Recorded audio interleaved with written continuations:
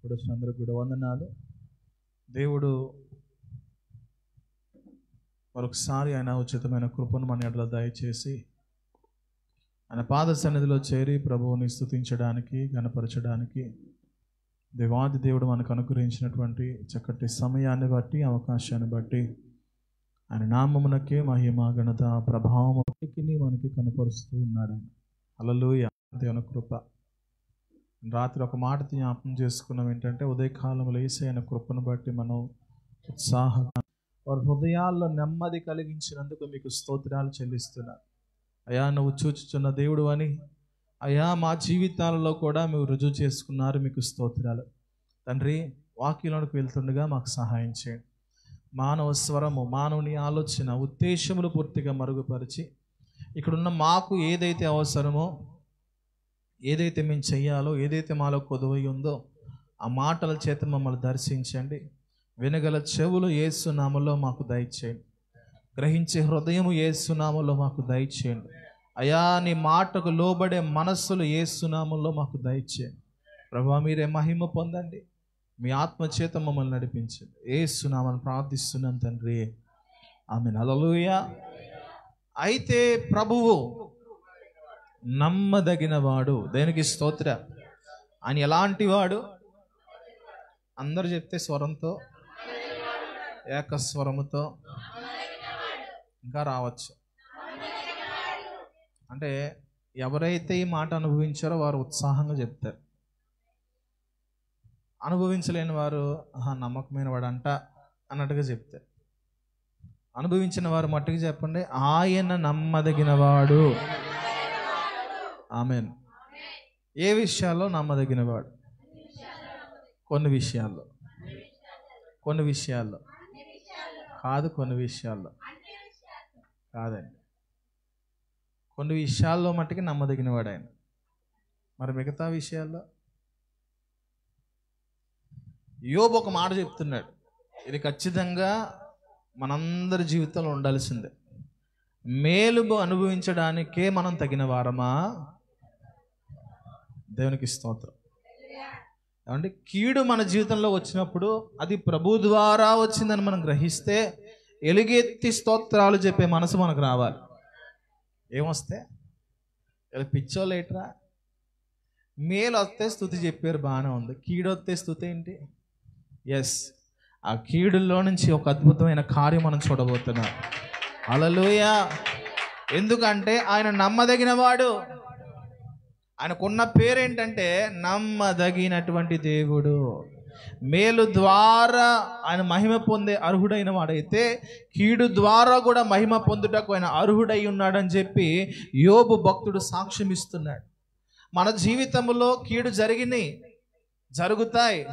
అయితే అది దేవుని ఆలోచన ద్వారా లేదా దేవుని యొక్క ప్రమేయం ద్వారా జరిగితే మాత్రం ఖచ్చితంగా దానికి బదులుగా రెండింతలైన మేలు నీ జీవితంలో రాబోతుంది. హల్లెలూయా. ఆయన నమ్మదగినవాడు. ఆయన ఎన్నడూ కూడా మాట తప్పని దేవుడు. ఆయన నమ్మదగిన వాడై ఉన్న రీతిగా మనము కూడా నమ్మకస్తులముగా ఉండడానికి మన మనస్సులను ఆయన మీదకు త్రిప్పుకోవాలి. కొన్నిసార్లు మనల్ని పరీక్షించినప్పుడు, పరిశోధించినప్పుడు మన నమ్మకత్వాన్ని కోల్పోవడానికి వీల్లేదు, మన విశ్వాసాన్ని కోల్పోవడానికి వీల్లేదు, మన భక్తిని కోల్పోవడానికి వీల్లేదు. దేవుని మీద విరోధమైన ఆలోచన అపవాదిగాడు పక్క నుంచి చెప్తా ఉంటాడు చూసారా, వాడి మాట వినడానికి వీల్లేదు. వాడితో చెప్పాలి, నా దేవుడు నమ్మదగినవాడు. వారు నష్టపోయావుగా అయినా పర్లా, నా దేవుడు నమ్మదగినవాడు. దాన్ని బట్టి నేను బ్రతకట్లేదు కదా, కోల్పోయిన దాన్ని బట్టి నేను బ్రతకట్లేదు. ఎందుకంటే నా దేవుడు నన్ను తన కృపతో నింపుతున్నాడు. నా దేవుడు తన కృపతో నన్ను జీవింపజేస్తున్నాడు. దేనికి స్తోత్రం. ఒక శుభవార్త చెప్తున్నాను, ఎంతమంది అంటారు? చెప్తున్నాను ఒక శుభవార్త. దేవుని కృపను బట్టి వచ్చే నెల నుంచి రేషన్ డిపో తీశారు. హల్లెలూయా చెప్పండి అమ్మ. హల్లెలూయా. వచ్చే జీవనాధారం మొత్తం జీరో. వచ్చే జీవనాధారం మొత్తం చెప్పండి. హల్లెలూయా చెప్పండి. దేవునికి మహిమ చెల్లించండి. హల్లెలూయా. ఇక్కడ నుంచి నూతనమైన మార్గాలు ప్రభు తెరబోతున్నాడు. హల్లెలూయా. ఇక్కడ నుంచి అనేకమైన ప్రాంతాలకు మనం నడిపించబడబోతున్నాం. జోబులు ఖాళీ అయినాయా? దేవునికి స్తోత్రం. ఎందుకంటే ఆయన ద్వారాలు తెరుస్తాడు. మన కొరకు ఇప్పటిదాకా రహస్య స్థలములలో దాచినటువంటి వడ్డీ దిగబోతుంది మన కోసం. హల్లెలూయా. దేవునికి మహిమ చెల్లించుకుందాం. వస్తాయండి, కీడు వస్తాయి, రాకుండా పోవు. ఒక్కోసారి ఆ కీడుని బట్టి దేవుడు నన్ను చూడట్లేదేమో, దేవుడు నా ప్రార్థన ఆలకించట్లేదేమో, దేవుడు నా గురించి ఆలోచించట్లేదేమో అనుకుంటాం. ఆలోచించాడు కాబట్టే అది వచ్చింది. ఆలోచించడం స్టార్ట్ చేశాడు కాబట్టే. ఏమండి, యోసేపు జీవితంలో కళ నెరవేరడానికి ఒక కష్టం, ఒక నష్టం జరగాల్సి వచ్చింది. ఏంటంటే కుటుంబం నుంచి విడిపోవాల్సి వచ్చింది. యాకోబు జీవితంలో దేవుని మార్గాలు రావడానికి మునుపు అతడు తన తల్లిని తండ్రిని విడిచిపెట్టాల్సి వచ్చింది. దేవునికి స్తోత్రం. హల్లెలూయా. మన జీవితంలో కొన్నిసార్లు నష్టము కూడా మనకి మేలే చేస్తాయి. కొన్నిసార్లు నష్టము కూడా మనల్ని నూతనమైన మార్గంలోకి తీసుకువెళ్తాయి. దేవునికి స్తోత్రం కలుగునుగా. హల్లెలూయా. అందుకే వాక్యం చెబుతుంది, ప్రభువు నమ్మదగినవాడు. ఎలాంటి వాడు? నమ్మదగినవాడు. ఆయన అన్ని విషయములలో మనకు నమ్మదగిన దేవుడు. ఆయన ప్రతి విషయములో నువ్వు నమ్మగలిగితే, నమ్ముటని వాళ్ళనైతే నమ్ము వానికి సమస్తము కూడా సాధ్యము అని తెలియపరిచిన దేవుడు ఆయన. హల్లెలూయా. అపనమ్మిక రాకుండా ఉండుటకు నాకు సహాయం చేయి అని కూడా అడగాలి. ఒక భక్తుడు అడిగాడు. ఏమడిగాడు? అపనమ్మిక రాకుండా ఉండడానికి నాకు సహాయం చేయి. ఖచ్చితంగా మన ప్రార్థనలో ఈ ప్రార్థన ఉండాలి. ఎందుకంటే మనం కూడా మానవులమే. యేసుక్రీస్తు ప్రభు వారు కూడా ఒక ప్రార్థన చేశారు. ఏంటంటే, నీ చిత్తమైతే ఈ గిన్నె తొలగించు, కానీ నా చిత్తము కాదు. అంటే మానవునిగా ప్రార్థించినప్పుడు కొన్నిసార్లు తట్టుకోలేనంత భారం మనం చూస్తున్నప్పుడు మాటలు మారుతూ ఉంటాయి. ఏమండి, అయితే దేవుని చిత్తమే జరిగించబడినట్లుగా మనము ఆయన మీద విశ్వాసాన్ని చూపించుకోవాలి. దేనికి స్తోత్రం కలుగునుగా. హల్లెలూయా. భక్తుడైన దావీదు చెప్తున్నాడు, నేను బాల్యం నుంచి చూస్తున్నాను, ఇప్పుడు పెద్దవాడిని అయి ఉన్నాను, నీతిమంతుడు విడిచిపెట్టబడుట కానీ వారి యొక్క సంతానం భిక్షమెత్తుట కానీ నేను చూచి ఉండలేదు. దావీదు చూశాడంటే మనం కూడా చూడబోతున్నాం. అండి, దావీదు చూశాడంటే నీతిమంతుడు అంటే ఎవరు? ప్రభువునందు విశ్వాసం ఉంచిన వారు. నీతిమంతుడు అంటే ఎవరు? ప్రభు మీద ఆధారపడిన వారు. నీతిమంతులు అంటే ఎవరంటే ప్రభు వైపే చూస్తున్నటువంటి వారు. లోకమంతా దేవుని యొక్క కనుదృష్టి సంచారం చేస్తున్నప్పుడు నీతిమంతుడుగా నోవాహు కనబడ్డాడంటే నోవాహు మాత్రమే దేవుని వైపు చూశాడు. గడిచిన దినాల్లో లాస్ ఏంజల్స్లో మనం చూస్తూ ఉన్నాం. మొత్తం ఊరంతా అగ్ని చేత దహించబడబోతున్నప్పటికీ కూడా ఒకే ఒక్క గృహమును దేవుడు సంరక్షిస్తూ వచ్చాడు. హల్లెలూయా. ఏమంటే మనుషుల కళ్ళన్నీ తిప్పబడ్డాయి. ఏంటి, ఇంత ఘోరంగా మంటలు ఆర్పడానికి ప్రభుత్వం పనిచేస్తున్నప్పటికీ కూడా ఆ గృహం మీదకి అగ్ని రాకపోవడానికి గల కారణం ఏంటంటే ఆ గృహములో నీతిమంతులనే వారు ప్రభు వైపు చూస్తూ ఉన్నారు. హల్లెలూయా. సహోదరులారా, కొన్ని కోట్ల మంది జనాంగంలో మనం వెర్రివారంగా ఉన్నప్పటికీ, ఎన్నిక లేని వారముగా మనం కనబడుతున్నప్పటికీ కూడా మనము నీతిమంతులముగా దేవుడు మనం చూస్తూ ఉన్నాడు. మనం ఆయన వైపు చూడాలి. ఆయన వైపు మనం చూడాల్సిందే. ఎందుకంటే ఆయన నమ్మదగిన దేవుడు. హల్లెలూయా. ఆయన మనం రక్షించే దేవుడు. అధికమైన కీడులో మనం పడిపోకుండా కాపాడే దేవుడు ఆయన. హల్లెలూయా. చూడండి, ఆ మాట ఇంకా మనం కంటిన్యూ చేద్దాం. అయితే ప్రభు నమ్మదగిన వాడు, ఆయన మిమ్మును స్థిరపరిచి దుష్టత్వము నుండి కాపాడును. ఆమేన్ చెప్దా. కింద ఫుట్ నోట్లో ఏముందో తెలుసా? దుష్టుని నుండి. ఏముంది? దేవుడు మనల్ని ఏం చేయడానికి ఇష్టపడుతున్నాడంటే ఆయనలో స్థిరపరిచి దుష్టత్వమునకు మనల్ని అప్పగించకుండా కాపాడుతాడంట. ఏమంటే దేవుడు దుష్టత్వానికి అప్పగిస్తాడా? ఎస్. ఎప్పుడు? ఆయన ఎన్ని మార్లు మాట్లాడినా ఆయన వైపు తిరగని వారికి ఆయన భ్రష్ట మనస్సులకు అప్పగించాడు అని వాక్యం చెప్తుంది. చాలామంది వెనుతిరిగారు, చాలామంది వెనక్కి వెళ్ళిపోయి దేవుని విడిచిపెట్టి లోకంలోకి వెళ్ళిపోయారు. చూసారా? వారు ఎందుకు తిరిగి రాలేకపోతున్నారంటే దేవుడు ప్రయత్నాలు చేశాడు, వారు మనసులు త్రిప్పుకోలేదు కాబట్టి భ్రష్టత్వానికి దేవుడు అప్పగించేసాడు. మనము భ్రష్టత్వానికి అప్పగించబడకుండా దుష్టత్వము నుంచి మనం కాపాడబడుతున్నాము. దేనికి స్తోత్రం. హల్లెలూయా. దేవుడు మనల్ని మనం అనుకున్న పరిశుద్ధులుగా ఉన్నాం, ప్రార్థన పరులుగా ఉన్నాం, దేవుడి మందిరానికి వెళ్ళిపోతున్నాం అని అనుకుంటున్నాం. కానీ ఆయన దుష్టత్వంలో పడకుండా కాపాడుతున్నాడు. ఏం చేస్తున్నాడు చెప్పండి ఒకసారి. మనం పరిశుద్ధులంగా ఉన్నామంటే గొప్పతనం ఏం లేదండి. కొంచెం పరిశుద్ధత మనలోకి వచ్చేటప్పటికి అందరిని అనేసేస్తాం. ఏమంటాం? అవునా కాదా? కొంచెం భక్తి పెరిగేటప్పటికి అందరినీ తిట్టేస్తాం. కానీ తెలుసుకోవాల్సింది ఏంటంటే, అలాగన ఉన్నామంటే దేవుడు మన దుష్టత్వానికి ఇవ్వాల. ఒకసారి ఆయన దుష్టత్వమును మన జీవితంలోకి రానిచ్చాడు అనుకోండి, సులువుగా పడిపోయి పాపాలు చేసిన రోజులు లేవా? ఏమండి? దాన్ని అర్థం చేసుకోవాల్సింది ఏంటంటే, మన బలం చాలా తక్కువ. చెప్పాలి, మనం బలహీనులమే, శక్తిహీనులమే. అతిశయించుటకు మన యందు ఏ కారణము కూడా లేదు, ఉండకూడదు కూడా.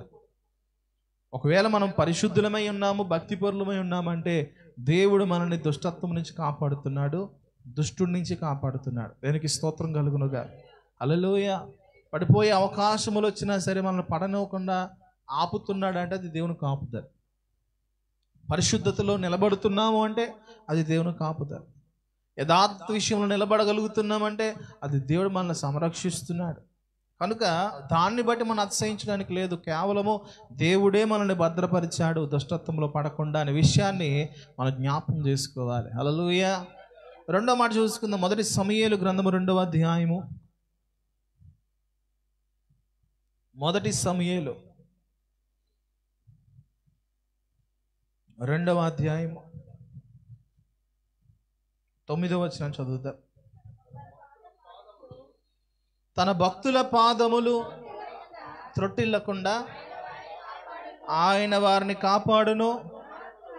దుర్మార్గులు అంధకారమందు మాటు మరుగుదురు, ఎవడునో జయమునొందడు. దేనికి స్తోత్రం కలుగునుగా. హల్లెలూయా. దేవుడు తన భక్తుల పాదములు త్రొట్టిల్లకుండా. పాదాలు త్రొట్టిల్లడం అంటే ఏంటి? పాదాలు త్రొట్టి అట్టుపడి మీద తొక్కి కాలు వేసి పడిపోవడమా? బాత్రూంలో నాసు మీద కాలేసి జారిపోవడమా? అదేనా త్రొట్టిల్లడం అంటే? కాలు గడప తగిలిచ్చేసుకుని తొట్టెళ్ళకుండా పడిపోకుండా ఉండడమా?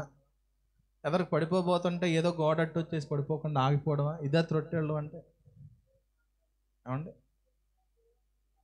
త్రొట్టిల్లకుండా తన భక్తుల్ని దేవుడు పాదములు జారకుండా కాపాడుతున్నాడు. దానికి స్తోత్రం. ఏమండి? ఎక్కడ జారిపోకుండా అంటే లోకంలో. ఎక్కడ? కొన్నిసార్లు దేవుడు మనల్ని జారిపోకుండా పడిపోతున్నా కావాలని ఇలా అంటూ ఉంటాం. ఏమండి? మనం పట్టుకుంటాడండి పడిపోకుండా, జారకపోకుండా. మనం ఏం చేస్తాం? కావాలని పడిపోతారు చూసారా? కావాలని జారిపోతారు చూసారా? కావాలని పడిపోయినట్లు నటిస్తారు చూసారా? పిల్లలు చేస్తారు కదండి. పిల్లలు చేస్తారు, కావాలని పడిపోయినట్టుగా నటిస్తూ ఉంటారు కదా. అదే. అయితే తన భక్తుల్ని ఆయన పడడానికి పడనివ్వడు కూడా. అయితే మనంతరం మనం పడిపోతే ఆయన ఏం చేస్తాడు? లేపుతాడా? అండి, మనంతరం పడిపోతే ఆయన లేపడానికి ప్రయత్నం లెగుతాం. అసలు లెగిద్దాం, ఎప్పుడో పడిపోతాం. లేపబెట్టి ఎవరన్నారు అదే లేపడానికి ప్రయత్నం చేసి మళ్ళీ పడిపోతూ ఉంటారు. ఏంటి ప్రభు లేపట్లేదు? అందులో బాగుంది, బురదలో బాగుంది. పందికి బురదలో ఎంత బాగుంటుంది తెలుసా? ఎప్పుడైనా చూడండి, పంది ఎక్కడ ఎత్తుక్కుంటుంది చూసారు ఎప్పుడైనా? పంది ఎటు వెళ్తుందండి? టబ్బు తీసుకుని, మనం పిల్లలు ఆడుకోవడానికి టబ్బులు అమ్ముతున్నారు కదా, టబ్బు తీసుకుని ఫ్రెష్ వాటర్, అందులో వాటర్ నింపి అందులో దొల్లమ్మానండి. బలవంతంగా తీసుకొచ్చి పంది పిల్లలు అందులో వేయండి, అనుకుంటే దొలుకుని బయటకు వచ్చేసి ఆ బురద దగ్గరికి వెళ్ళిపోతుంది. మళ్ళీ అంటే మీరు వెళ్తున్నారని నేను చెప్పట్లేదు, కానీ అక్కడ పంది గురించి మాట్లాడుతున్నాను. ఆయన మనల్ని త్రొట్టిల్లనిచ్చే దేవుడు కాదు అంటే తన భక్తులు అంటాడండి. అంటే దేవుడు తన భక్తులైన వారికి ఎంత విలువిస్తున్నాడో ఆలోచన చేద్దాం. నువ్వు భక్తి చేస్తున్నావు చూసావా? నీకు అది చాలా చిన్న విషయమై ఉండొచ్చు, కానీ నువ్వు చేస్తున్న భక్తి ఎవరికో ఆయనకు నువ్వు చాలా గొప్ప వ్యక్తివి. ఆయనకి చాలా విలువిస్తున్నాడు. ఎంత విలువిస్తున్నాడు అంటే నీ పాదములు త్రొట్టిల్లకుండా కాపాడే అంత విలువిస్తున్నాడు. దేనికి స్తోత్రం. హల్లెలూయా. ఎంత విలువ, పాదములు పడిపోకుండా. చూడండి, ఒక విషయాన్ని మనం జ్ఞాపకం చేసుకుంటే, నయోమి అనే స్త్రీ ఉంది, తెలుసా? పరిచయం ఉంది ఆవిడతో ఏమన్నా?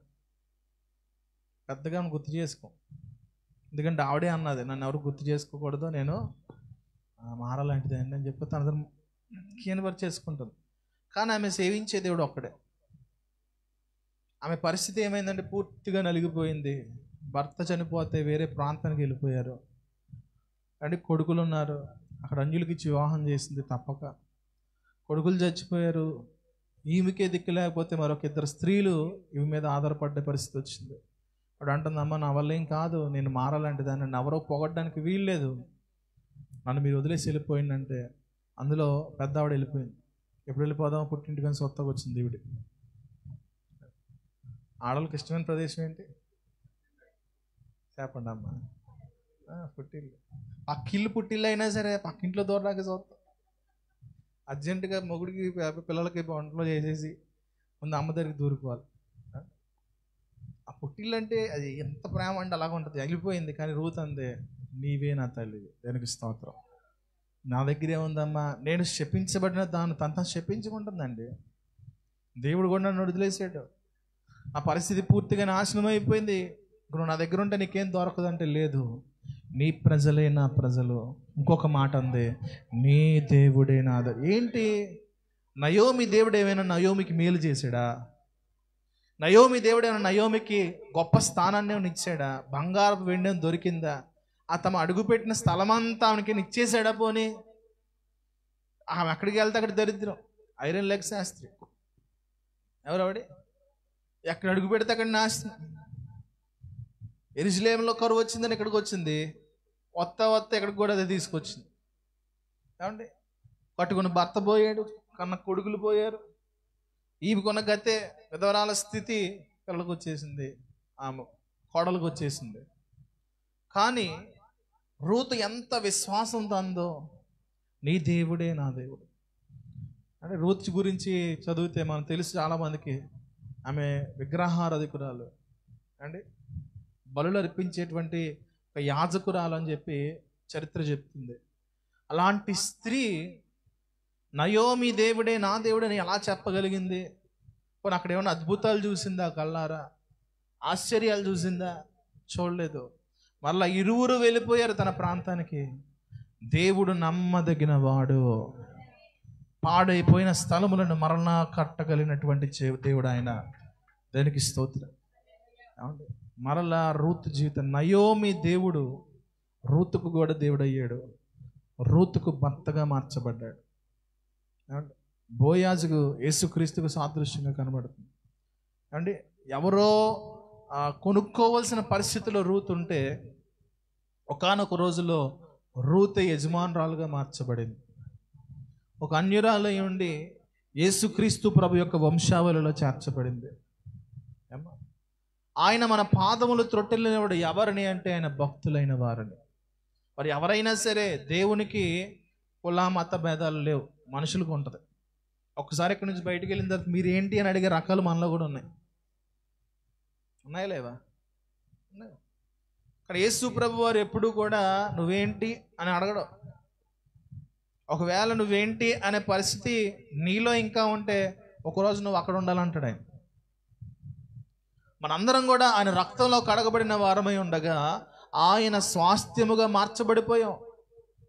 ఆయన కుమారులుగా కుమార్తెలుగా మనం మార్చబడిపోయాం. దేవునికి స్తోత్రం కలుగునుగా. హల్లెలూయా. తన భక్తుల పాదములు అని త్రొట్టిల్లనివ్వడు. ఒక అన్యురాలైనటువంటి రూతు జీవితాన్ని ప్రభు త్రొట్టిల్లనివ్వకుండా నిలబెడితే, ఆయనను ఆశ్రయించినటువంటి నా జీవితాలను ప్రభు ఎలా నిలబెడతాడు? ఒకసారి ఆలోచన చేద్దాం. హల్లెలూయా. అందుకే అన్నాడు, వెనకున్నవి మరచి ముందున్న వాటికై వేగిరపడాలి. హల్లెలూయా. ముందే ఉంది ప్రభు కార్యం ఉంది, ముందే ఉంది ప్రభు చిత్తం ఉంది, ముందే ఉంది ప్రభు అద్భుతాలు ఉన్నాయి, ముందే ఉంది కనాను ఉంది, ముందే ఉంది నీ కొరకు దాచిపెట్టబడిన బహుమానాలు ఉన్నాయి. దేనికి స్తోత్ర. హల్లెలూయా. వెనకున్నవి మర్చిపోవాలి, నువ్వు వెనకున్న వాటిని నువ్వు జ్ఞాపం చేసుకోవద్దు. ఎందుకంటే ఆయనే జ్ఞాపం చేసుకోనప్పుడు నువ్వెందుకు జ్ఞాపం చేసుకోవడం? ఏమంటే మునుపు జరిగిన పరిస్థితులను నువ్వు జ్ఞాపం చేసుకొనక ముందు దేవుడు నీ కోసం దాచిపెట్టినటువంటి మేలు కొరకు నువ్వు ఆతురత పడడానికి ప్రయత్నం చేయాలి. దేనికి స్తోత్రం చేద్దాం. హల్లెలూయా. దేవుడు తన భక్తుల పాదములను త్రొట్టిల్లకుండా కాపాడే దేవుడు. ఏం చేస్తాడు? సహోదరులారా, బలవంతంగా దయచేసి జారొద్దు. ఏం చేయొద్దు? బలవంతంగా జారేవా మడి విరిగిపోద్ది.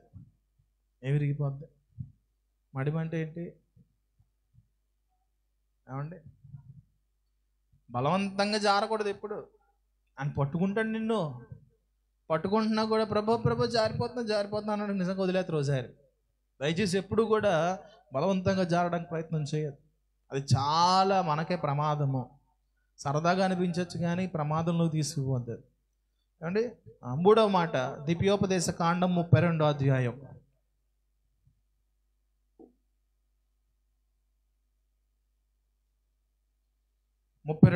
10వ వచనం చూడండి.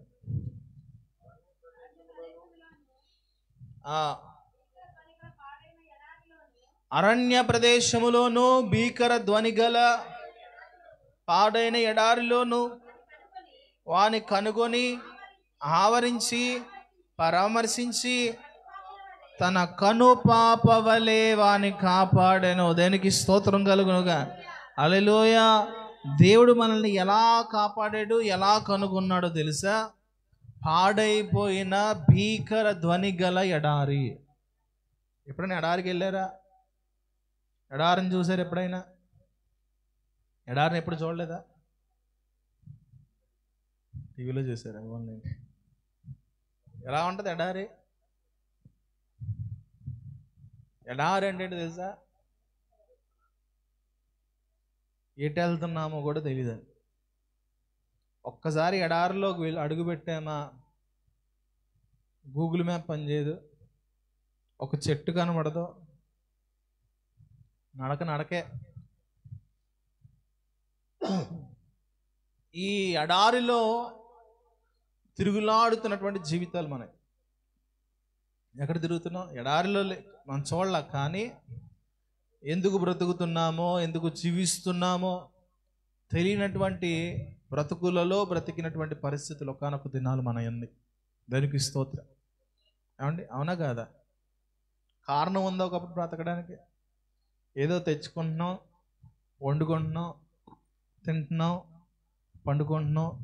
ఏం తిందుమా, ఏం తాగుదుమా, ఏం ధరించుకుందామా, రేపేం చేద్దామా, లాగి సంవత్సరాలు వెళ్ళిపోతా వచ్చినాయి ఒకప్పుడు.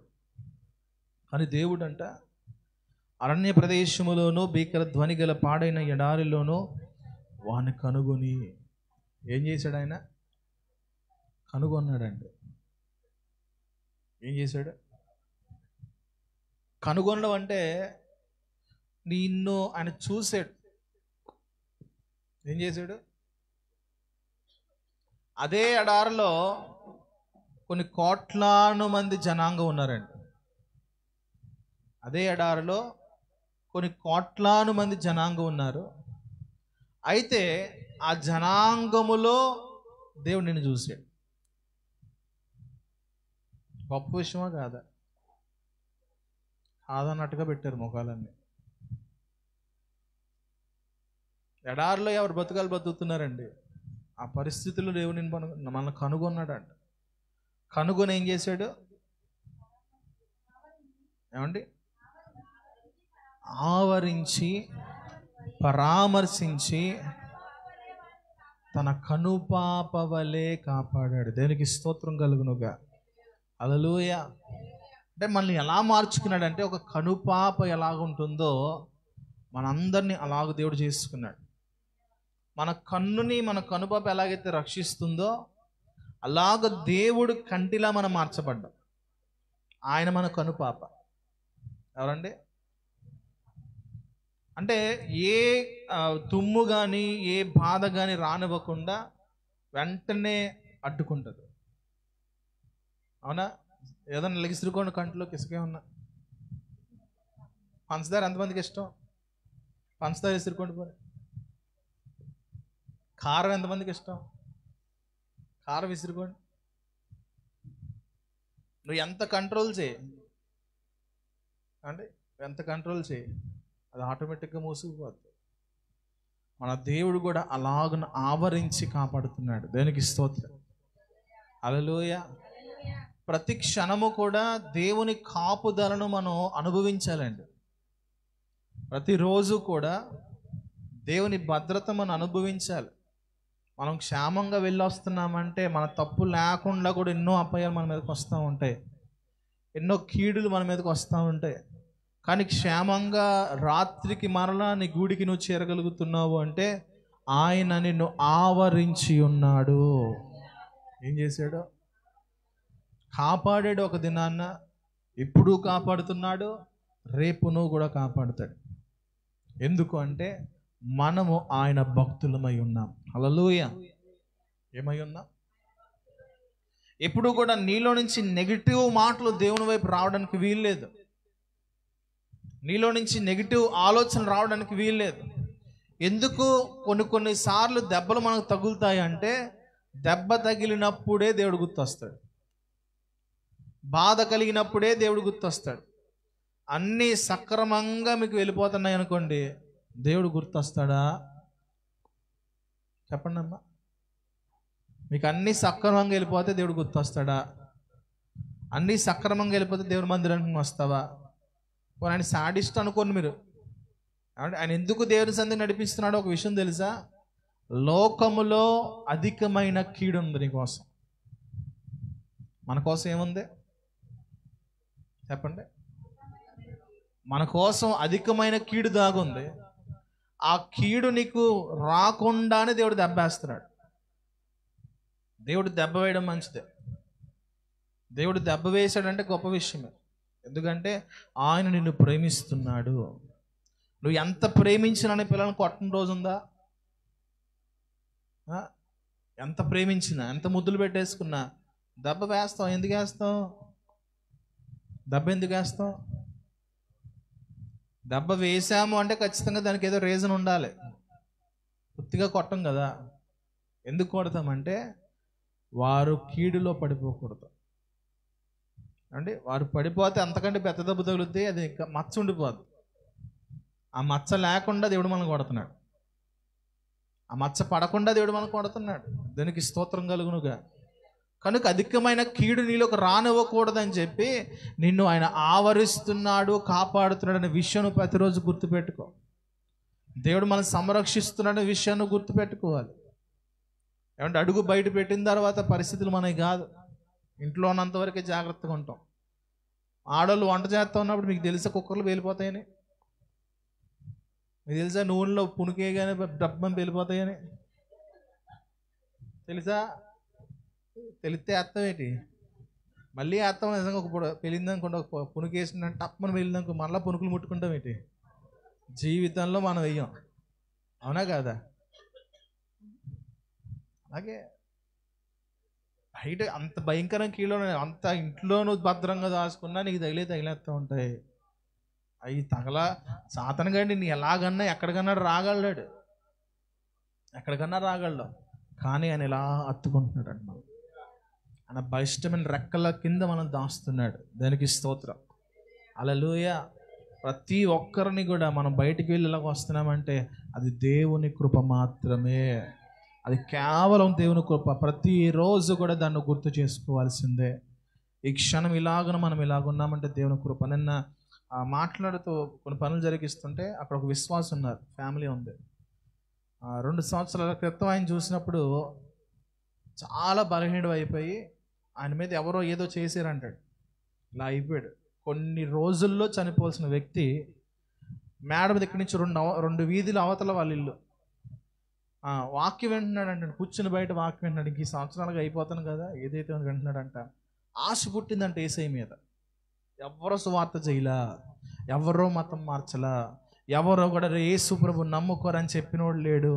ఆయన అంతటా ఆయనే హృదయ ప్రేరేపణ కలిగి ఇంటి బయట 2 వీధుల అవతల వాక్యం వినాలని మనసు చేత కుర్చీ వేసుకుని బలహీన స్థితిలో మరణ పడకల మీద విన్నాడు వాక్యాన్ని.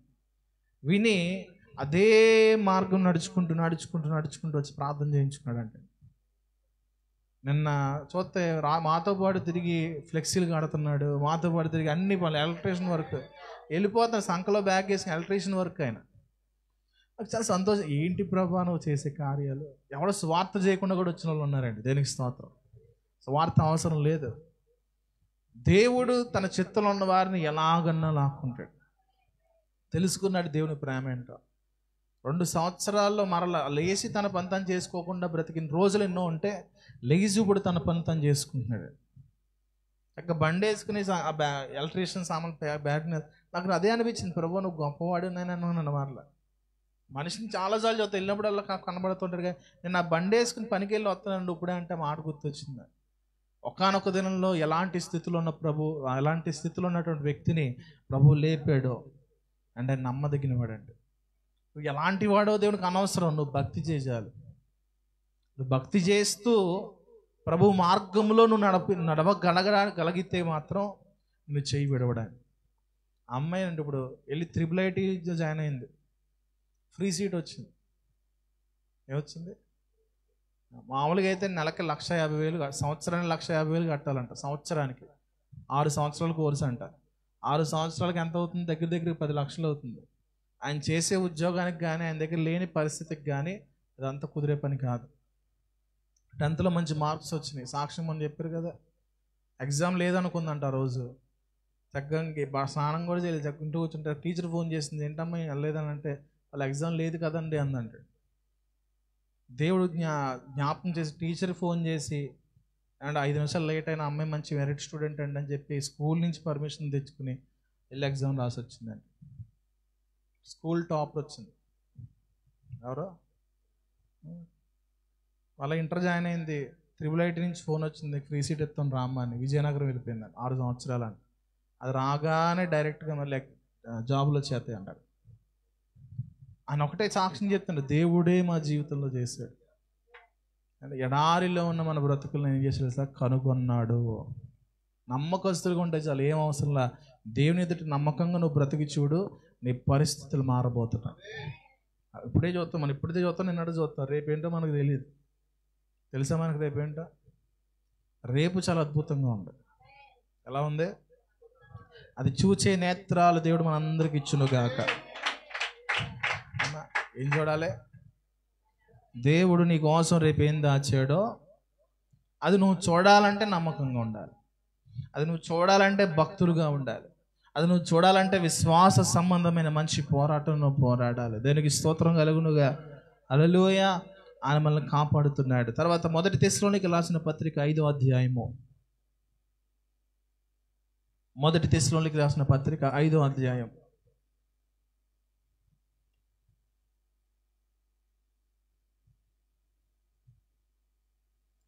23-24 వచనం చదువుతాం. సమాధానకర్తయగు దేవుడే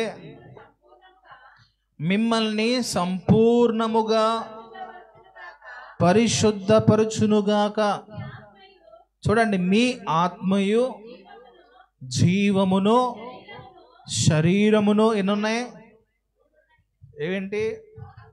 1 ఆత్మ, 2వది జీవము, 3వది శరీరమును మన ప్రభువైన యేసుక్రీస్తు రాకడ యందు నిందారహితముగాను సంపూర్ణముగాను ఉండునట్లు కాపాడబడునుగాక. దేనికి స్తోత్రం.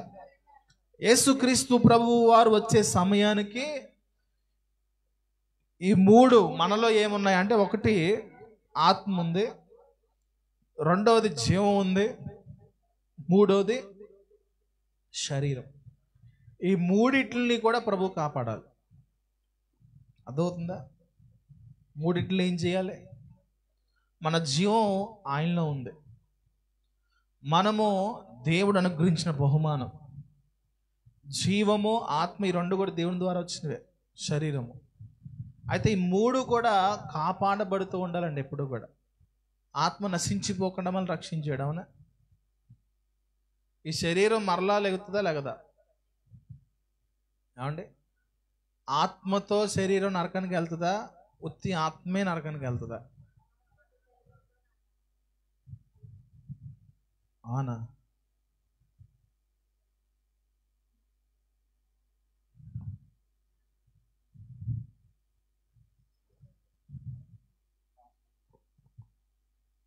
ఆత్మ ఒకటే నరకానికి వెళ్తుందా? ఆత్మతో శరీరమా అండి?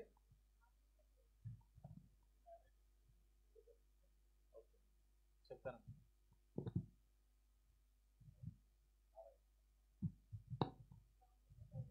ఎలాగా? శరీరం శాశ్వతమా? శరీరం శాశ్వతమా అంటే మీరు ఎక్కడ దాకా చదివారో, స్లిప్లు పెట్టి పాస్ అయ్యారో తెలుసుకోవడానికి అడుగుతున్నా. సరే, బాగుంది, సూపర్. యూనిట్ టెస్ట్ పాస్ అయిపోయారు. శరీరము ఎక్కడ నశించిపోతుందా? నశించిపోదా? ఎక్కడికి ఏమెళ్తుంది? పైకి. మరి శరీరం ఏం ఇవ్వాలి?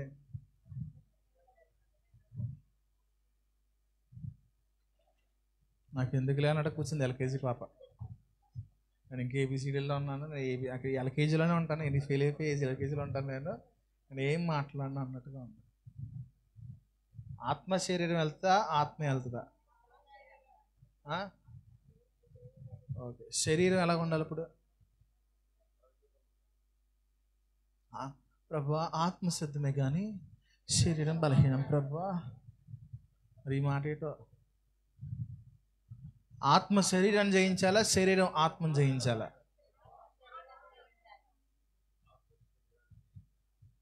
శరీరం ఆత్మను జయిస్తుందా? ఆత్మ శరీరం జయిస్తుందా? ఇప్పుడు ఎక్కడికి వెళ్ళిపోదాం? ఎక్కడికి వెళ్ళిపోదాం? ఈ చలికాలం మరి ఘోరంగా జయించేస్తుంది శరీరం. అబ్బే, ఏం చేయాలి? ఈ శరీరం ఏం చేస్తుంది? ఆత్మని డామినేట్ చేస్తూ ఉంటుంది చలికాలం.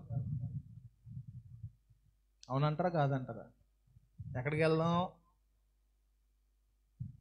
వాక్యంలో చెప్తున్నాడు, దేవుడు ఆత్మని, జీవాన్ని, శరీరాన్ని కూడా కాపాడుతాడంట.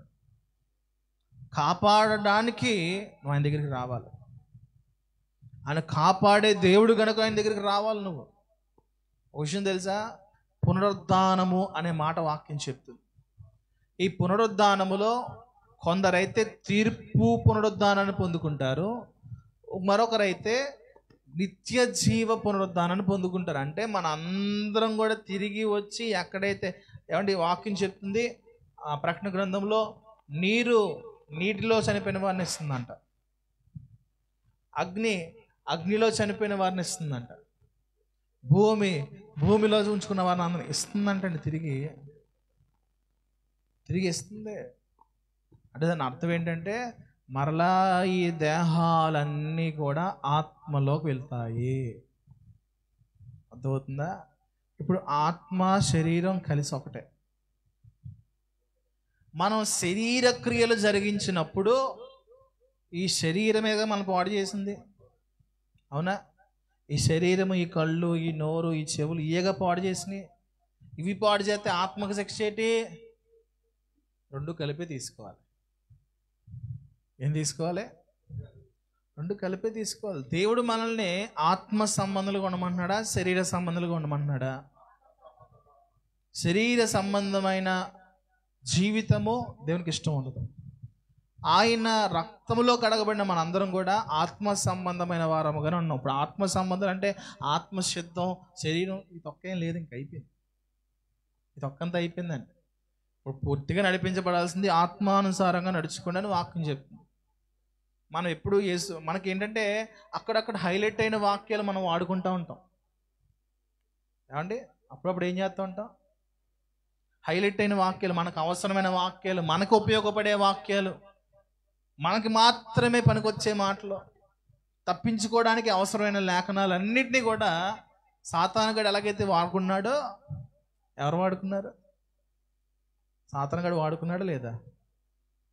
సాతానుగాడు వాడుకున్నాడా లేదా? మరి ఒకానొక సంబంధంలో అడిగి మనకి రిలేషన్స్ ఉన్నాయి కాబట్టి వాడుకున్న తప్పే ఉంది.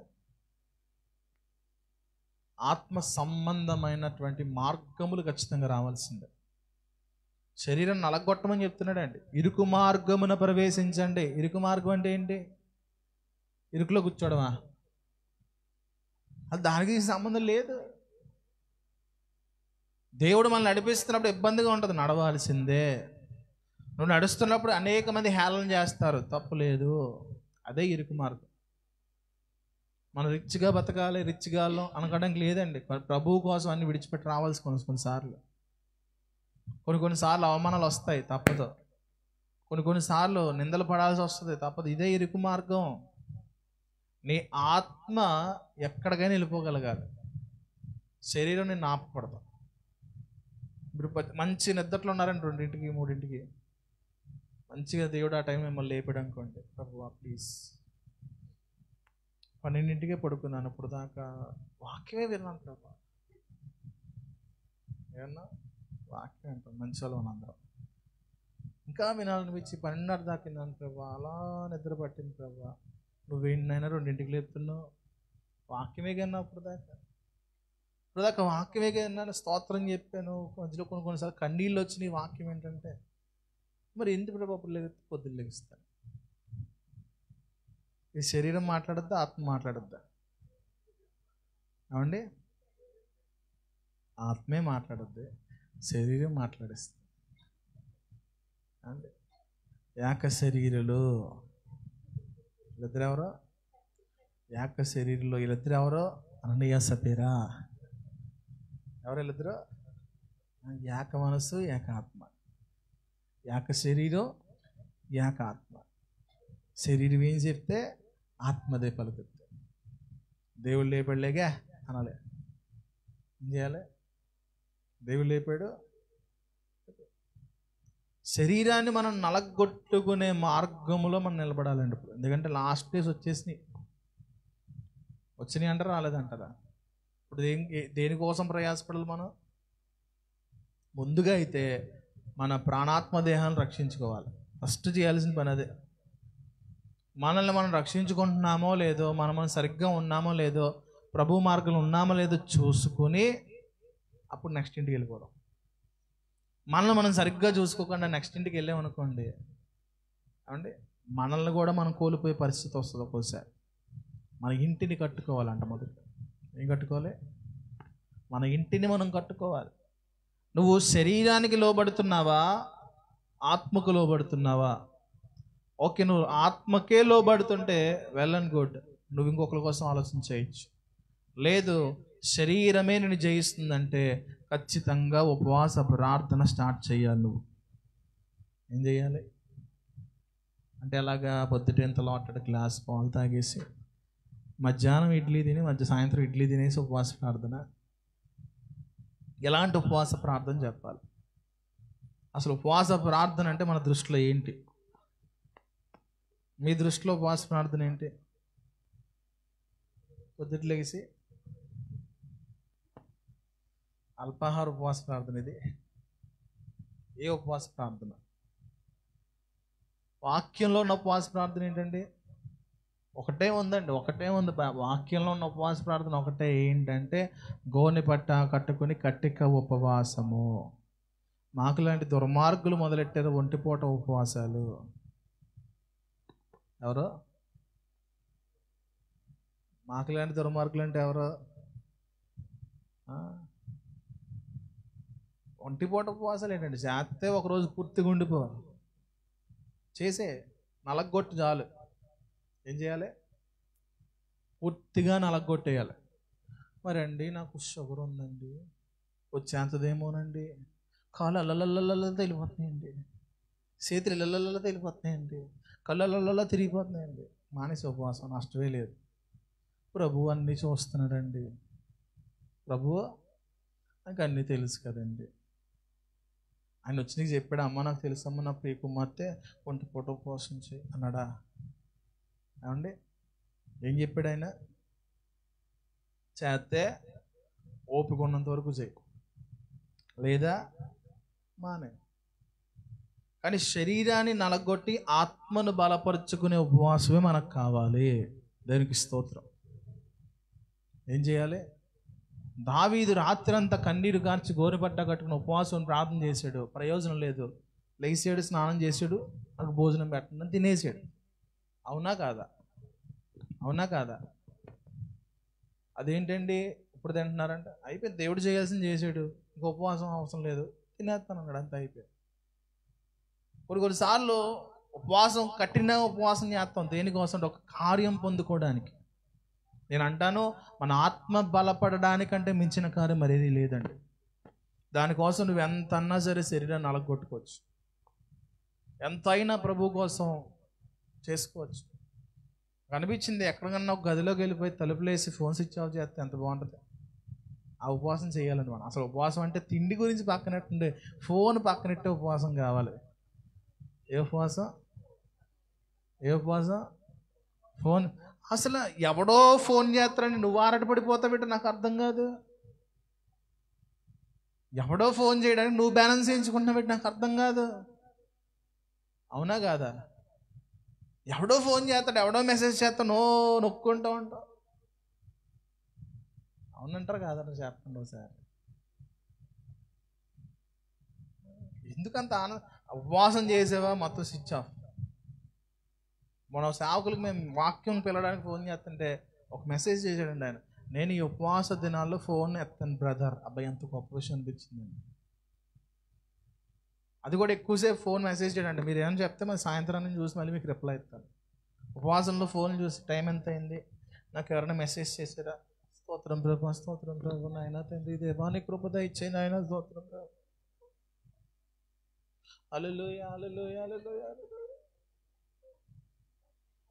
ఒకసారి మీకు ఎన్నిసార్లు ఓపెన్ చేశారో చూడండి. హల్లెలూయా అన్న ప్రతిసారి ఓపెన్ చేస్తారు. ఇదేం ఉపవాసం మరి? అంటే ఉపవాసం అంటే అదేనా? స్విచ్ ఆఫ్ చేసేయాలి. ఏం చేయాలి? ఆడి ప్రాణం ఎలా ఉంటుందో కానీ ముందు నీ ప్రాణం కొట్టుమిట్లు ఆడిపోద్ది. చేసేవాడి ప్రాణం ఎలా ఉంటుందో తెలియదు కానీ మన ప్రాణం కొట్టుమిట్లు ఆడిపోద్ది. స్కూల్కి వెళ్ళేటప్పుడు, కాలేజ్కి వెళ్ళి ఫోన్లో ఎలా ఉంది అప్పుడు? కాన్సన్ట్రేషన్ దెబ్బతింటుంది. అవునా? అవునా? మరి దేవుని మందిరానికి వచ్చినప్పుడు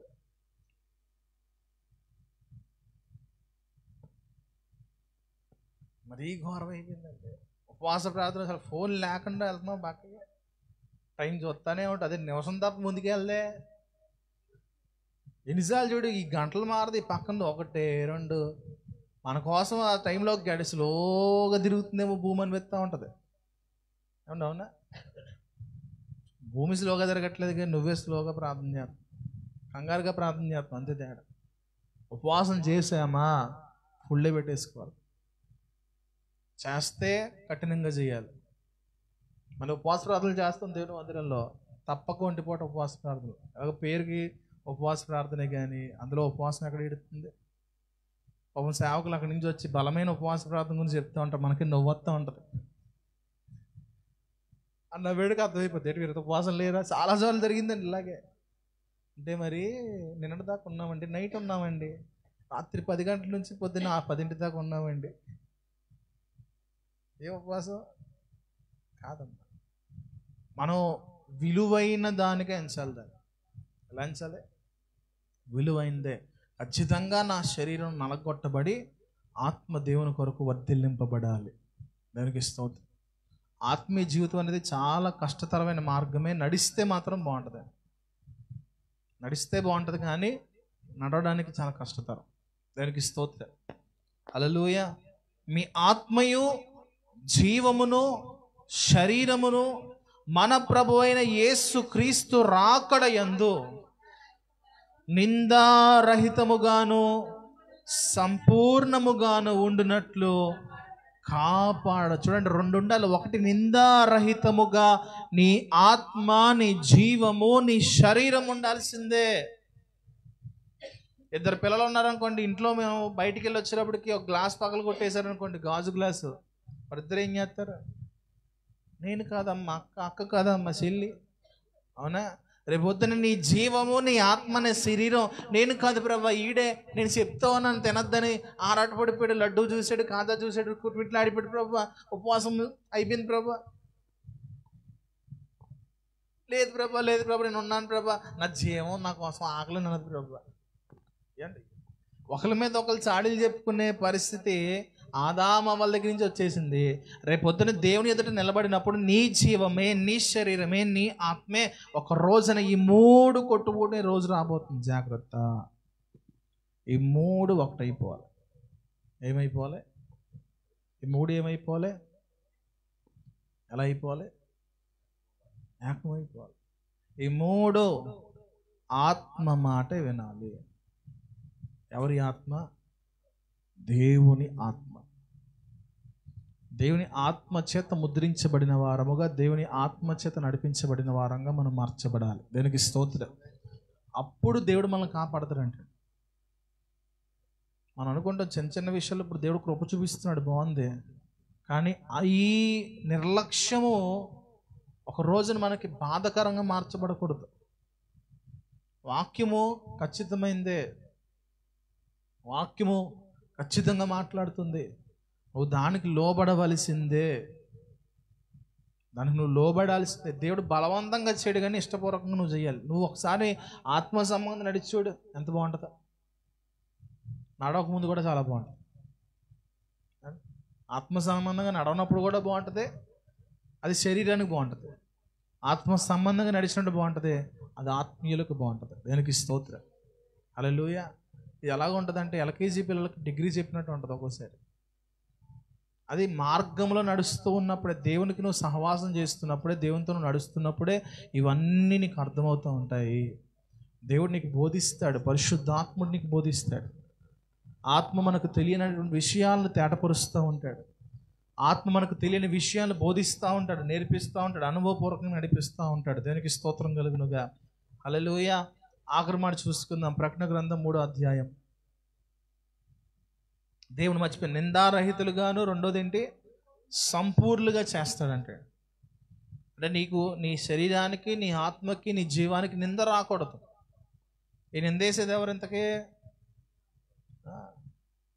సాతానుగా నిందేస్తాడు, ఉత్తినే వేస్తాడు. అటు పని అది, అటు ప్రేరేపిస్తూ ఉంటాడు, పడిపోయిన తర్వాత నిందేస్తాడు. ఈ నిందారహితముగా ఉండడానికే ఆత్మీయ జీవితం. రెండవది సంపూర్ణులుగా, మనం సంపూర్ణులుగా సాగిపోవాలి, సంపూర్ణంగా మార్చబడాలి. సంపూర్ణత అంటే ఇప్పుడు చికెన్ కూర మీరు వండినప్పుడు ఆకలి వేస్తుంది. ఉడక్కండ తింటామా, ఉడికేక తింటామా? ఉడక్కండ తింటే తిన్నారా? ఎప్పుడైనా ఉడక్కండ తిన్నారా? ఒకవేళ ఉడక్కండ తింటే ఏమవుతుందో తెలుసా? మోషన్స్ అయిపోతుంది. ఉడకండి తింటే ఎప్పుడన్నా మీరు చూడండి, ఉడకండి ఎక్కడైనా భోజనాలకు వెళ్ళినప్పుడు ఉడకండి ఉడకం కూర వేసారు అనుకోండి, తినేస్తాం. ఫోన్లో ఏదో తినేసాను, దొరికింది సహాయం చేసేస్తాం. తర్వాత రోజు మీకు ఏమవుతుందో తెలుసా? ఎంట్రోకెనాల్ వాడాల్సి వస్తుంది. సంపూర్ణంగా అవ్వలేనిది ఏది కూడా పనికిరాదు. దేవుని మందిరంలో నువ్వు సంపూర్ణంగా మార్చబడడానికే దేవుడిని కడతా ఉంటాడు. అంటే ఇల్లు కడతాం, ఫస్ట్ గోడలు కట్టిన తర్వాత వైరింగ్ చేయాలి. ఏం చేస్తారు తెలుసా? అదేంటండి, మనం ఎప్పుడన్నా ఇల్లు కట్టినప్పుడు ఆ గాలి కొడుతున్నప్పుడు అయ్యయ్యో కష్టపడి కట్టుకున్నాను అప్పుడే గాలి కొట్టేస్తాడు అంటారా? అంటే ఏమంటారు? పిచ్చోడా అంటారు. కొట్టాలి అక్కడ. గాడి ఎందుకు కొట్టాలంటే అందులో పెట్టాల్సిన వైరింగ్ లోపల నుంచి వెళ్ళాలి.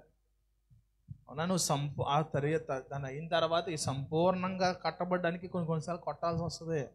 నువ్వు సంపూర్ణంగా మార్చబడడానికి దేవుడిని కొడతా ఉంటాడు ఒక్కోసారి. దానికి స్తోత్రం. ఏమవ్వాలి నువ్వు? ప్రభువుని అడగండి, అయ్యా నేను సంపూర్ణంగా మార్చబడడానికి నాకు సహాయం చేయి.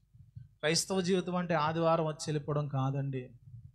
క్రైస్తవ జీవితం అంటే ఏదో ఆదివారం వచ్చి వెళ్ళిపోవడం కాదు. చాలా ప్రాముఖ్యమైంది, చాలా విలువైంది. నువ్వు పొందుకున్నటువంటి రక్షణ ఎంత గొప్పదో ప్రభువు రాకల్లో తెలుస్తుంది నీకు. ఇప్పుడు తెలియదు. చదువు ఎంత ప్రాముఖ్యమైంది ఎవరు తెలుస్తుంది? ఎలా తెలుస్తుంది? కాదండి. ఉద్యోగం రాకపోతే తెలుస్తుంది.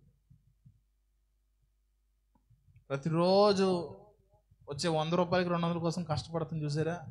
చదువుకుంటే బాగుండే చక్కగా నెలకు ₹1,00,000 జీతం అవుతుంది. మా అమ్మ అప్పటికి చెప్తా ఉంది, నేనే పనికిమాల ఎదలతో తిరిగాను, పనికిమాల ఎదలు అయిపోయాను. ఇప్పుడు ఏదో దేవుని కృప బట్టి ఏదో 4 మెతుకులు నోట్లోకి వెళ్తున్నాయి. కానీ అవునా కాదా? పిల్లలకి ఏం చెప్తాం? మరి నాన్న చదువుకోరు. దావిదిగారు ఆదివారం కూడా ఎందుకు వెళ్ళిపోతున్నారు పనికి? నాకు కూర్చోలేక వచ్చారడు పంపేసి రాలేదుగా రారు. దేనికోసం వెళ్తా తెలుసారా దావిది నాన్నగారు? దేనికోసం? ఏసీ డబ్బులు కట్టాక, నిన్ను చదివించడానికి, మీ చెల్లిని చదివించడానికి. నువ్వు చదివేసి ఉద్ధరించేసి వాళ్ళిద్దరిని కూర్చోబెట్టి పోషిస్తావని. దేనికోసం కాదండి. మాకులాగా ఎండనక వాననక పని ఉంటుందా ఉండదా అని కష్టపడకూడదు. అమ్మ పిల్లలారా, మీ అమ్మ నాన్న ఎందుకు పొద్దుటే లేచి వెళ్తున్నారు? వాళ్ళకి పడుకోవడం చేత కాక, నాకు నాకులో కూర్చోవడం చేత కాక, బయటికి వెళ్ళి ఎన్ని అవమానాలు పొందాలి తెలుసా, ఎన్ని తిట్లు పొందాలి తెలుసా? నాతో పాటు రండి ఒకసారి తీసుకెళ్తాను. వస్తారా? ఉంటుందండి. ఒకసారి ఎప్పుడన్నా సరదాగా వెళ్ళండి మీ డాడీతోటి, సరదాగా వెళ్ళండి ఎప్పుడన్నా. అక్కడ ఏం జరుగుద్దో ఒకసారి చూడండి, అప్పుడు తెలుస్తుంది. లేకపోతే వాళ్ళతో పాటు సమానంగా, లేకపోతే ఒక 1% కష్టపడడానికి ప్రయత్నం చేయండి, తెలుస్తుంది. మనం లాగున క్షేమంగా ఇంట్లో కూర్చున్నాము అంటే పిల్లలంగా ఖచ్చితంగా వాళ్ళకి కష్టం ఉంటుంది, లేకుండా పోదు. దాన్ని మనం గ్రహించేది. వాళ్ళు ఎందుకు చదివిస్తున్నారంటే ఒక రోజున ఈ కష్టము నువ్వు పడకూడదు, నాకులాగా నువ్వు ఎవరో కింద ఉండి అవమానాలు పొందుకోకూడదు అనే ఉద్దేశము వాళ్ళు మనల్ని బలముగా మన కోసం పనిచేయించింది. దానికి స్తోత్రం. కొంతమంది తండ్రి ఉంటాడు, పట్టించి కూడా అసలు ఎలా పోతారు బాగుంటారు అని చెప్పి వదిలేస్తాడు. ఇంకా అలాంటి వాడు బాగు చేస్తాడండి ఎవరన్నా? నా పిల్లలు ఏమైతే నాకు ఇటు ఖచ్చితంగా దేవుడు లెక్క అడుగుతాడు. అలాంటి వాళ్ళు తల్లిదండ్రులు ఎవరైనా సరే ఖచ్చితంగా లెక్క అడుగుతాడు. వారి మీద బాధ్యత ఉండాలి మనకి. దేవుడు మనకి ఇచ్చాడు అంటే ఖచ్చితంగా మన గురించి ఒక బాధ్యత ఉండాలి, వాళ్ళ గురించి కూడా మన బాధ్యత కలిగిన వారంగా ఉండాలి. దానికి మహిమ చెల్లించుకుందాం. హల్లెలూయా. సంపూర్ణులుగా మార్చడానికి దేవుడు మనకు నేర్పిస్తూ ఉంటాడు. మనం ఒక విషయం గుర్తుపెట్టుకోండి, మీరు సంఘముగా మార్చబడ్డారు, దేవుని యొక్క రక్తంలో కడగబడ్డారు, యేసుక్రీస్తు ప్రభు మార్గంలో నడుస్తున్న మీరు సంపూర్ణులుగా అవ్వాల్సిందే. సంపూర్ణులుగా అంటే నువ్వు ఎంతవరకు మార్చబడాలో నువ్వు దేవుని అడిగి మారాల్సిందే. మన అమ్మయ్య నాకు ఇప్పుడు దాకా బైబిల్ ఒకసారి చదివేసాను, రోజుకు ఒక 3 గంటలు ప్రార్థన ఏదోలా చేసుకుంటున్నాను, చాలు, సరిపోదు. అది చాలదు. ఖచ్చితంగా నేను చెప్తాను. నువ్వు ఇంకా సంపూర్ణతలోకి వెళ్ళడానికి ఇంకా మనలో మార్పులు చాలా ఉన్నాయి. నువ్వు సంపూర్ణతలోకి వెళ్ళడానికి చాలా ఇంకా మెట్లు నువ్వు ఎక్కాల్సి ఉంది. అంటే నువ్వు జీవిత కాలము కూడా నువ్వు మార్చబడాలి, జీవిత కాలం కూడా నువ్వు కష్టపడాలి దేవుని సన్నిధిలో. దేవునికి స్తోత్రం. నాకు వచ్చేసింది అనడానికి లేదు, చాలామంది మనం నేర్చుకోవాల్సింది. దేవుడు ప్రతీది కూడా దినదినము కూడా అనుభవాల ద్వారా మనం నేర్పిస్తా వృద్ధి చేస్తూ ఉంటాడు ఆయన. దేవునికి స్తోత్రం. ప్రకటన గ్రంథం 3వ అధ్యాయము ఆఖరి మాట. ప్రకటన గ్రంథం 3వ అధ్యాయం 10వ వచనం చదువుదాం. నీవు నా ఓర్పు విషయమైన వాక్యమును గైకొన్నావు గనుక భూనివాసులను శోధించుటకు లోకము అంతటి మీదకి రాబోవు శోధన కాలములో నేను నిన్ను కాపాడుతా. దేనికి స్తోత్రం కలుగునుగా. హల్లెలూయా. ఎప్పుడు జరుగుద్దంట? ఎప్పుడంటే దేవుడు కాపాడేది తెలుసా? ఇప్పుడు కాదండి, ఇప్పుడు కాదు, ఒక రోజు రాబోతుంది. ఆ రోజులో దేవుడు లోకం అంతటి మీదకి కూడా శోధన కాలాన్ని తీసుకొస్తున్నాడు. ఏం తీసుకొస్తున్నాడు? దేవుడు ఎందుకు తీసుకొస్తున్నాడు? అయిపోయింది, లాస్ట్ డేస్ అయిపోయినాయి, చివరి రోజు వచ్చేసింది. ఇంకా ప్రతిదానికి చివరి రోజు ఉంటుంది కదా. ఇప్పుడు దాకా మనం అక్కడక్కడ చూసాం, లోకంలో అక్కడక్కడ చూసాం, కానీ ఇక్కడ వాక్యం చెప్తుంది లోకమంతటి మీదకి. లోకమంతటి మీదకి అంటే ఎక్కడ ప్రారంభమో ఎక్కడ చివరో మొత్తం అంతా. తప్పించుకునేవాడు ఎవరు కూడా ఉండరు, కుదిరే పని కాదు. ఎందుకు దేవుని యొక్క సువార్త లోకంలో ప్రబలబడుతుంది అంటే ఆ శోధన కాలం నుంచి తప్పించడానికే. ఏదో యేసయ్య అదిస్తాడు, యేసయ్య ఇదిస్తాడు, ఆరోగ్యం ఇస్తాడు, వివాహాలు చేస్తాడు, ఇవన్నీ నథింగ్ అండి. ఇవన్నీ దేవుని దగ్గరికి వస్తే ఆటోమేటిక్గా జరుగుతాయి, రాకపోయినా జరుగుతాయి. కానీ మెయిన్ కావాల్సింది ఏంటో తెలుసా? నీ జీవితానికి రక్షణ కావాలి. నీ జీవితానికి ఎందుకు రక్షణ కావాలి అంటే శోధన కాలంలో నువ్వు తప్పించబడాలి. దేనికి స్తోత్రం. ఒకటి ఇక్కడ, రెండోది అక్కడ. ఇక్కడ తప్పించబడాలి, అక్కడ కూడా తప్పించబడాలి. శోధన కాలంలో, లోకం అందరి మీదకి వస్తున్నటువంటి శోధన కాలంలో ఆయన మనల్ని రక్షిస్తాను, తప్పిస్తాను, కాపాడతానని చెప్పి వాగ్దానం చేస్తున్నాడు. హల్లెలూయా. ఏమండి, ఉగ్రత ఇక్కడ ఉంది, అక్కడ ఉంది. దేవుని ఉగ్రత నుంచి మనం తప్పించబడాలి. దేవుని మందిరములో ఆయన క్షేమం ఉందని. ఆయన మందిరాన్ని ఎవరైతే ప్రేమిస్తారో ఒక రోజున పరమందు దేవుని చేత ప్రేమించబడతారు. దానికి స్తోత్రం. ఆయన సన్నిధిలో కాపుదల ఉందని, ఆయన సన్నిధిలో భద్రత ఉందని, ఆయన సన్నిధిలో క్షేమం ఉందని ఎవరైతే గ్రహించగలుగుతారో, ఇక్కడ ఎవరైతే ఆయన భద్రతలోకి వస్తారో రేపొద్దున ఆయనే వారికి ఆశ్రయపురముగా మార్చబడతాడు. దానికి స్తోత్రం కలుగునుగా. హల్లెలూయా. మళ్ళీ ఎందుకు వెతకి రక్షించుకోవాలి? మన జ్ఞానవంతులు ఎందుకు మనల్ని పిలుచుకోవాలి? మన శక్తివంతులమా, లేకపోతే బాగా చదువుకున్న వాళ్ళమా? కాదు. ఆయన మొదటిగా ఉద్దేశం ఏంటంటే నేను రక్షించాలి. మొదటి ఉద్దేశం ఏంటంటే నిన్ను కాపాడాలి. నువ్వు కాపాడబడాలనేది దేవుని ఉద్దేశం. దేవునికి స్తోత్రం. హల్లెలూయా. రెండోది దేవుని ప్రేమను తెలుసుకోవాలి. దేవుని ప్రేమ ఏంటో, దేవుని ప్రేమ ఎలాంటిదో నువ్వు గ్రహించేటువంటి మనసు నీకు రావాలి. ప్రభువుని అడగాలి, దేవా నీ ప్రేమను రుచి చూసే మనసు నాకు దయచే. లోక ప్రేమలు అన్నీ చూసాం చూడలేదు. ఇంకేమైనా మిగిలినాయా? ఏమైనా మిగిలినాయా లోక ప్రేమలు చూడడానికి? ఇంకా లోక ప్రేమలన్నీ కూడా అయిపోయినాయా, పాతగా అయిపోయినాయా? దేవుని ప్రేమ ప్రతిరోజు నూతనంగా చూపిస్తాడు. ప్రతిరోజు నూతనమైన కృపనికి ఇస్తాడు. పాతది ఇవ్వడండి దేవుడు ఎప్పుడు కూడా. ఎప్పుడు ప్రేమించే ప్రేమ కాదు దేవుంది. ప్రతిరోజు కూడా నూతనమైన కృపతో నూతనమైన వాత్సల్యతతో ప్రభు మనల్ని నింపుతున్నాడు. దానికి స్తోత్రం కలుగునుగా. హల్లెలూయా. నువ్వు అనుభవించగలిగితే దేవుని దగ్గర చాలా ప్రేమ. దావీదు ఏ మాటలు ఎలా చెప్తున్నాడండి? ఎలాగొస్తాయి మాటలు? దేవునిలో ప్రేమలో ఉన్నాడు ఆయన. దేవుని కృపలో భద్రపరచబడ్డాడు. దేవునికి స్తోత్రం కలుగునుగా.